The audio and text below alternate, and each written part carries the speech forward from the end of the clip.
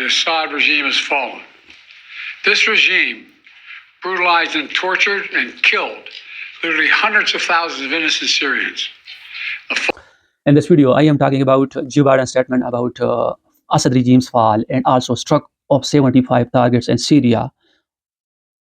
Joe Biden is considering Assad regime's fall is a potential risk and uncertainty, and also considering Assad regime's fall is a historic moment, a historic day. He was saying that Assad's regime was supporting Hezbollah and Iran was providing weapons to Hezbollah, and the Assad regime gave routes to Hezbollah. That's why it's the part of the US to fall the Assad regime.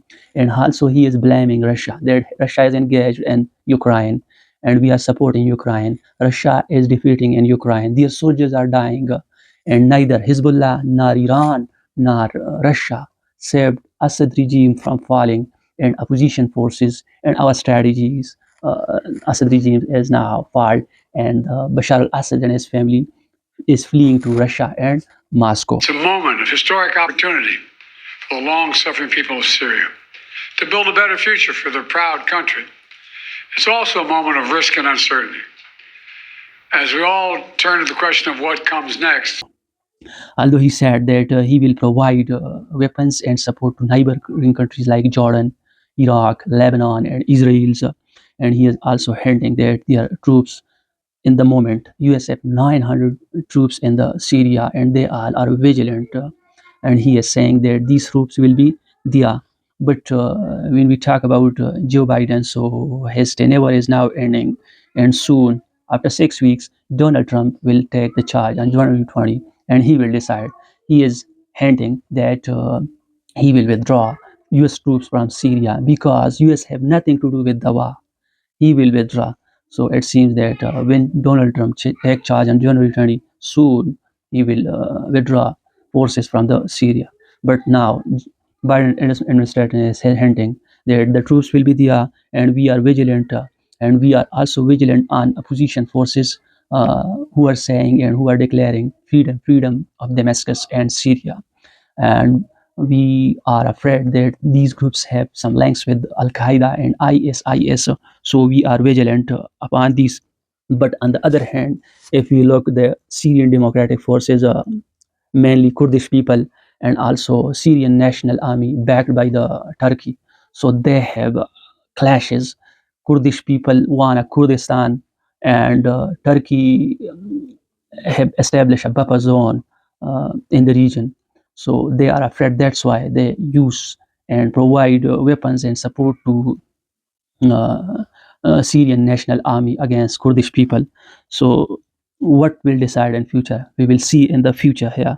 But here the Hayat al-Tahrim al-Sham groups, which recently the US is considering a good freedom fighter against Bashar al-Assad regime, but they will think and will revisit its strategies, what's their actions, then they will decide either terrorist or not.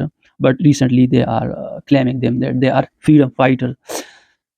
Hayat al-Tahrim al-Sham is headed by Abu Muhammad al-Julani, whose real name is Ahmad al-Shara. And what he did as unprecedented, because in the very short term, he conquered the whole Syria. He freed Syria from a dictator, from Bashar al-Assad. And now the outcome of Hayat al-Tahrim al-Sham is watching the whole world.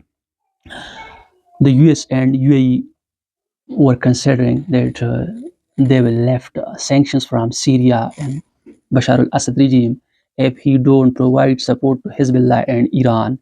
They will think, but he was supporting Iran and Hezbollah and Russia, so that's why the US have sanctioned Syria. On the other hand, when we look to the ex-presidents of the US, when Bashar al-Assad regime threatened the Syrians that they will use chemical weapons, then at that time Barack Obama said, I will use airstrikes. But unfortunately in Ghouta in 2013, when Bashar al-Assad regime used chemical weapons, Barack Obama back from his statement and his action. And after 4 years, Donald Trump uses airstrike on the Syria war.